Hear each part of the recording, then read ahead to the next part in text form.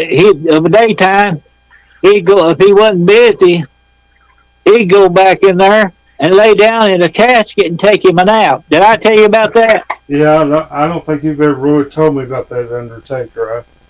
I just now started the recorder, so that's all right. All right. Anyway, he had this colored boy come in there every once in a while, just sweep the floors and everything, keep it tidy in there. Yeah. This particular day, before this boy came in, he went back there and laid down in a casket and went to take him a nap.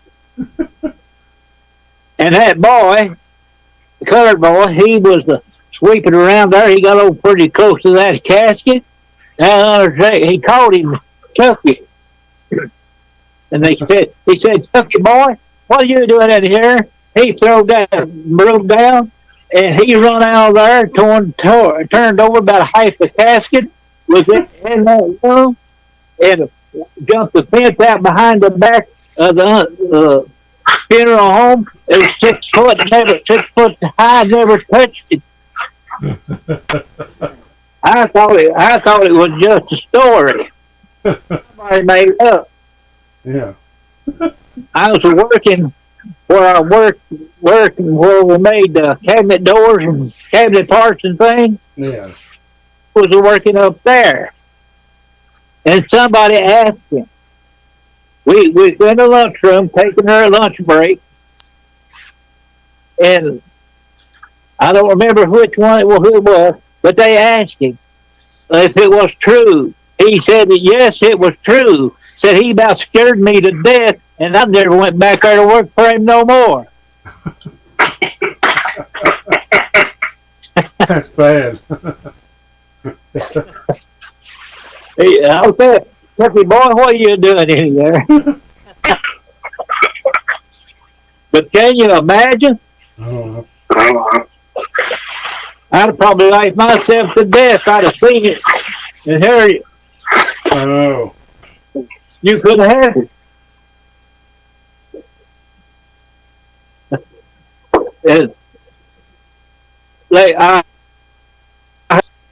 That woman, her son, he got old enough, he's starting to lay out of the night, come in after dark. Uh-huh. And they had to go past the graveyard, and she decided she was going to scare him one night so he would stay at home. Okay. She put on her white dress and went to that cemetery and hunkered down behind the tombstone. Well. Going to get up and scare him when he come walking by. Yeah. And a little while when he started coming by, she started to stand up, and a briar caught her by the dress tail, and she thought somebody in that grave had took a hold of her. And it scared her so bad she almost had a heart attack. Well. She never tried that no more. I'm sure.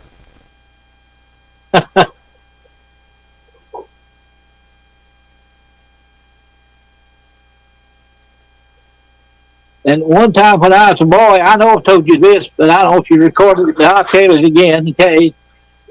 All right. You might want to know something. One night we couldn't be on there to make a video, and you can share it. Yeah, that's what I've been doing. They was one of my first cousin. He come to our house, and we got our water from a spring kind of under a hill. And he went and got 2 water buckets full of water, come back up the hill. But before that, some timber cutters come through there and cut some timber. Uh-huh. And there was a big poplar log. When they cut it, it was hollow. Oh. The butt end was hollow. And I sneaked behind him, and I turned around backwards up into that log. This is how small it was. Yeah. I backed up into that log, and just in a few minutes, he come back up the hill, had a bucket of water in each hand, and he's a whistler. He's bad to whistle sometimes. Yes. So he got about 10 foot in front of me.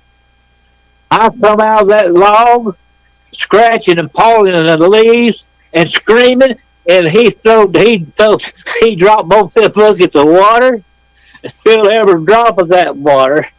And he had to go back to the spring and get 2 more buckets. And I went off to the house. And when he come in the house, he talked to my mama. Her name was Sophia. Uh-huh. Hey, Sophia, if that was a young one of mine, I'd whip him till he put his head down.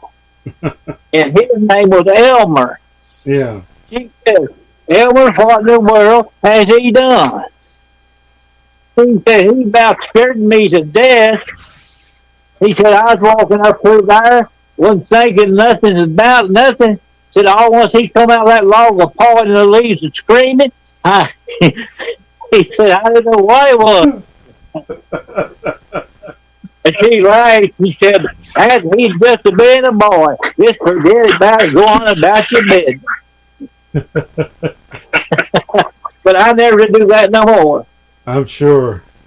And what made me do that day, I don't know, just childlike. Yeah.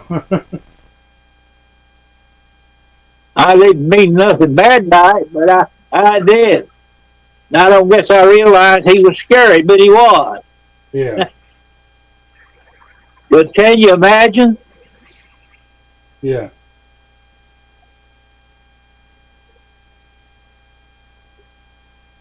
Yeah, in the next few days, I hope I have a more comfortable chair in here. This chair gets old kind of quick. Reasonable. In my time, you want at Walmart, what, the computer chair? Yeah. Well, I got a new one coming in a few days. I already got it ordered. Yeah. I just like sharing some things with you. Yeah. I probably still think of some things that I have caught over the years that come back to my mind. Yeah. Seems like sometimes that you want to be thinking about it'll pop in your mind. Yeah. But they're clean, they're not dirty.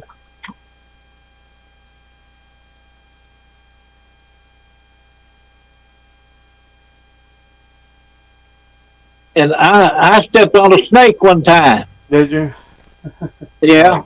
Wow. And I was walking up to this barn to go inside the barn and get the tractor because I had some work to do with it. And this kind of tall grass, this snake was underneath the grass. You know how grass will fold over sometimes? Yes. It's folded over. And I stepped on it. When I stepped on it, it kind of rolled under my foot. I don't know what I stepped on. I didn't know what kind. I almost jumped into the barn door. It didn't scare me. It almost like electricity run through my body. Wow. I should have stepped on, but it's what they call a blowing viper. I found it and got rid of it. Yeah. People had little chickens around that time, and they'd catch little chickens. Yeah. So I got rid of it.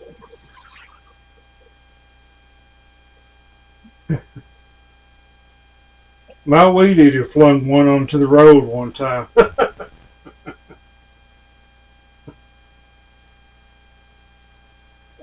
I killed a big old copperhead one time with a push lawnmower. Did you? Yeah, that elderly couple I stayed with, where they lived was bad for copperheads and rattlesnakes. Yeah. I killed 5 copperheads in their yard in one summer. 5. Wow. And What? I was cut on the grass out beside the house. And I saw this big copperhead is coming from the house, towards the house, going in through the fence. And I didn't see nothing I could pick up to get him with. And at that time, you know that little lever on a push more, if you hold back, crank it, keep it running. Yeah. I had a habit to have a string tied that back there, and have to worry with it all the time. And I saw that snake is going to get to the fence. I just shoved it up on that copperhead, and I heard big chunks of that snake hitting the wall and hit the fence and everything. He chopped in his teeth. And his wife told me talking one day, she said, I'll give anybody $1 a piece for every copperhead they can kill. And she was gone to the store one day, and I was there with him. The way she got to the store, her daughter took her to the store. And he was sitting in his recliner asleep. Yeah. I was walking around the yard, and where they had some rock laying in the lower part of the yard, where it built up several part away. I stepped off on this big flat rock, and I thought I got a glimpse of a snake. Yeah. I just eased off of that rock and went and got me a garden hole and hooked that rock, and I eased it back. There was 3 big copperheads. Wow. Laying on that rock. 2 females and a black copperhead. I'd always heard of them and never seen one until that day. Yeah. Black copperhead. He still got his pads on him like a regular copperhead, but it's real black, dark, dirty looking, and his tail is black. Yeah. And I went in the house. This time the old man had waked up. I said, I'm going to use your gun just a few minutes. I said, I found some snakes I'm going to get rid of. I went down there and I killed all 3 of them with a shotgun. Well. And I dragged them out and laid them on a flat rock. Uh-huh. And he walked up on the porch, and his vision was bad. He had to have special glasses he had to wear, but he could see them snakes. Well. And when his wife come in, he said, before you sit down, you better get in your pocketbook. And she said, why? He said, look down there in the yard, them copperheads. Said, you told him you was going to give anybody $1 a piece for everyone they killed. Said, you got to pay him his $3. Yeah. And they were big copperheads.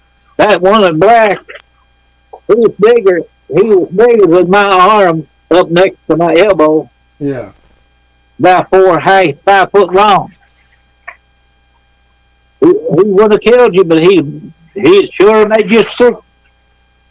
Yeah. Yeah, whatever I flung onto the road that day, it was a real slim snake, and it was maybe about as round as my pinky. Yeah. And maybe only a foot long or so. But that twig looking thing kind of caught my attention. Yeah, I'm sure it did. Then I started looking at it, and next thing I know, it started moving.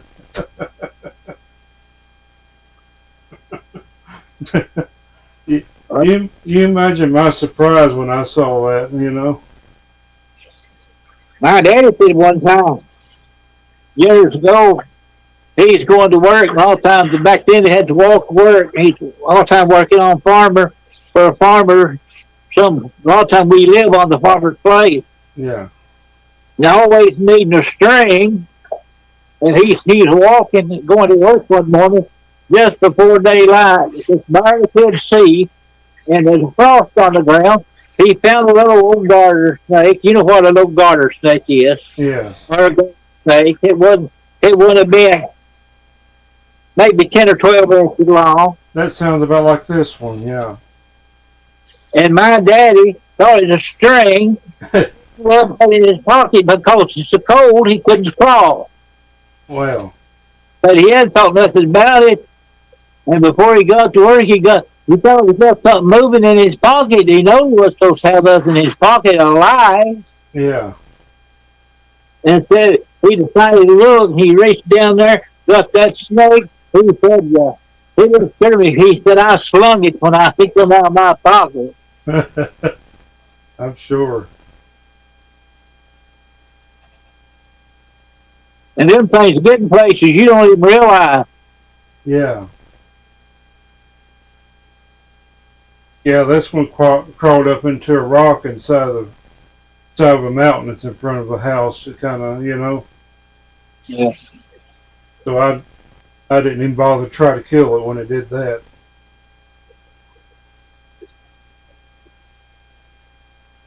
But to not kill a copperhead or a rattlesnake, you taking a chance to bite someone else that don't bite you. Yeah.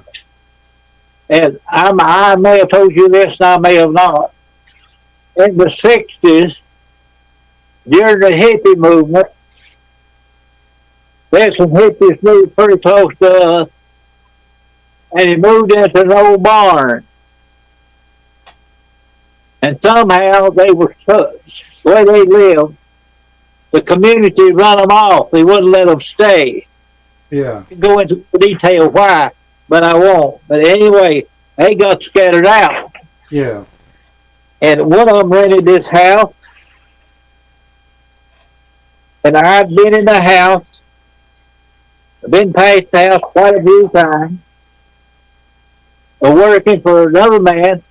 And he owned a farm as well as a sawmill. And he got me to do all work for him on his fences and things in his pasture field. This house. Yes. And on the house, the farm used to belong to his father-in-law. Yeah. But he, man, this hippie moved in one of this house. And he had a job working at a little old shop where he worked on TVs and radio. Yeah. He went in one evening, a big old copperhead laying on his porch. Well. And he picked it up to throw it out in the yard, and it bit him. Oh, gosh. Throw it out in the yard. Oh, dear.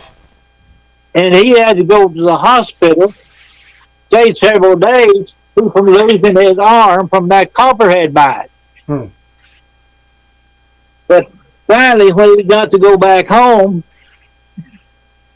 somebody went to see him, went by or stopped to see him, asked him why he picked up that copperhead and knowing it bite him. He said, well, I thought it might have been one of my first cuts and come back to visit, and I was going to pick him up and let him visit a while. Goodness. And he bit me. And that man who asked him, he said, you'll kill your cousin next time he comes to visit, won't you? Yeah. Think about that now. That's something. Like he believed in reincarnation of some sort, right? Yeah. Yeah. And I know of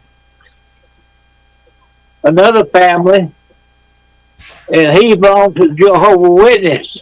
Oh. And they believe in reincarnation. Yeah. And this one particular one did. Yeah. He told the lady, elderly lady, where he went to them trying to convince them to be a Jehovah's Witness, that you didn't kill animals, not even a fly. Hell, Yeah. Yeah. he said it might be some of you relatives come back. If Yeah. you kill one, you kill your relatives. And she looked right straight at him and said, you got more sense than that. Yeah. I could call his name. I won't, because some people might hear it and know who I'm talking about. I know what you mean. Yeah, I could say things on here that I wouldn't dare say. I know him, and I know her. I know the lady. Yeah.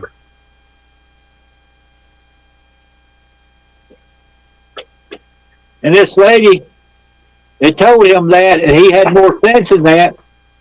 I picked her the last blackberry that she ever got. I baked her the last cake that I know of that she got. Yeah. I baked her her husband the last cake he ever got. Well. And took it to him. Hear the dog. Yeah, I hear him again. There are 3 or 4 comes over here, and after it gets dark, he turns them out, lets them roam. Yeah. They're supposed to do it, but they do, and they get away with it. If it's my dog, they can kill them somehow. Yeah.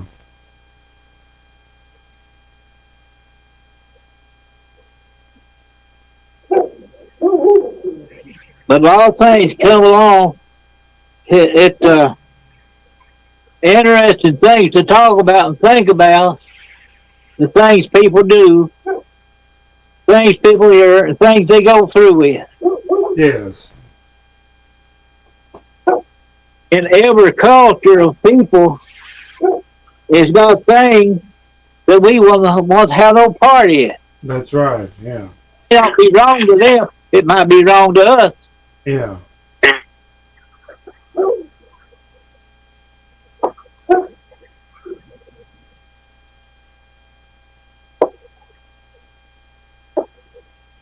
But it's good to talk about these things.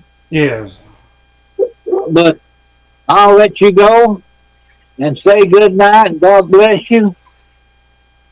And so, Lord's will, we'll be back tomorrow night. We'll start over. Yes. We're going to see what he's going to tell us about the city of Babylon. Yes. I tell you, that chapter is loaded. You've heard the saying, loaded for bear. Now this is loaded. Yeah. Yeah. That's why you got to keep going over, reading it over different times. Because you'll pick up something different every time that you didn't see before. Or you didn't think about. Yeah. That's why you'll never get the Bible read completely through. Because every time you read it, you find something new. Yeah. And even the Old Testament is still new to somebody because they never read it. Yeah. Yeah, this is February 19th in 2025, and what we're talking about is the next video that we're going to make. I don't know when this video is going to be posted. All right. Yeah. So it'll be the day after that one. All right. Yeah. But the sure lot it is. And I've got the Bible here at the house. I've got all the color wore off. You know where they color the letters? Yeah. Print the Holy Bible and stuff on front of them.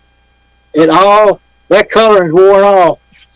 You have to hold it a certain way or you can't see what kind of Bible it is on the outside cover. Well, my Bible, I thought strangest thing, Holy Bible was not there to begin with.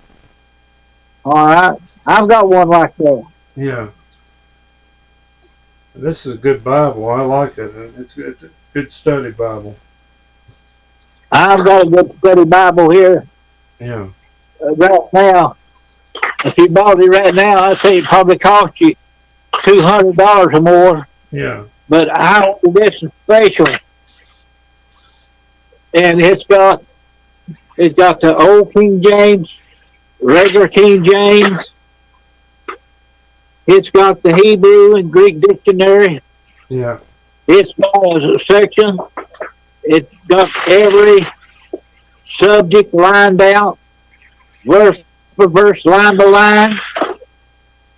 And to the chapter, you go back and read on that subject from cover to cover. Yes. Got all that on it. And it's a good study. And the words, you know, when we have words they all broke up. You can't hardly pronounce the word. Yes. Got a word. Pronounce that word. Yes. It's a good study Bible. And one night, they've been talking about study Bibles at church. And I took mine. I told the pastor, he was a lady pastor. I said, "You talking about Bible, study Bibles?" I said, "I got as good a one here as you'll find anywhere. Yeah. And I don't need to go to the store and buy another." I handed it to her. She looked through it. She didn't say much, but it was a study Bible. I'd say it's a lot different than the one she had. Yes. And I didn't know I was going to say this, but I will. He talked to young children for a while, and she went and bought them the New Translation Bible. Oh. Left out a lot of the original King James Version scriptures. Yes. Some of them, it'd leave out whole chapter. And she got that to teach them children out of. Yes. That's the sad thing to do. Yeah. That's when you get the real word into them. When they will sit and listen. Yes. You get a child 10, 12-year-old, they ain't gonna listen to nothing. Yeah. If they already talk, especially about the scriptures and things about the Lord. And it's sad. Yeah. Make young children to grow up to think they're saved when they're not. That's right. I didn't know, but another thought come to me then. Yeah. About a subject, full too green. You ever heard that word said before? What was it? Too green. Full too green. Yeah. And what it means, I did a message on this one time. And what it means, they'll go up and take somebody, say a person goes up to the altar to be saved, and they'll kneel down to pray, and the preacher or whoever pray with them, get them behind, lift them up and tell them what to say. Oh, gosh. That's not good. I know you're saved. You just repeat this verse out of me, and you'll be saved. No. That's not how it works. That's green. Yeah. And many of them grow up to think they're saved when they weren't. That's right. That's not how it works. No, ain't how it works. I preached this in the very church I'm talking about, where that woman gave the Bibles taught them Bible to the children. Uh-huh. Wow. Then I done a message one time. Have but one goal. Yeah. The goal is for heaven to be our home, and it's gained through the Lord Jesus Christ. Yes. That goal is achieved and gained through the Lord Jesus Christ. Yes. And this same pastor, her husband, when we went out of the church house, going out of the church house after that, he kept repeating over and over between the front and going out to the back for the doors that went in and out at. Full too green. Well. Then another time, he was saying, have one goal. Like he's trying to figure out what it meant. Uh-huh. But I'll say good night, God bless you. The next time, we'll get back into God's Word one more time. Yes. And good night, and God bless you. Good night. God bless you, too.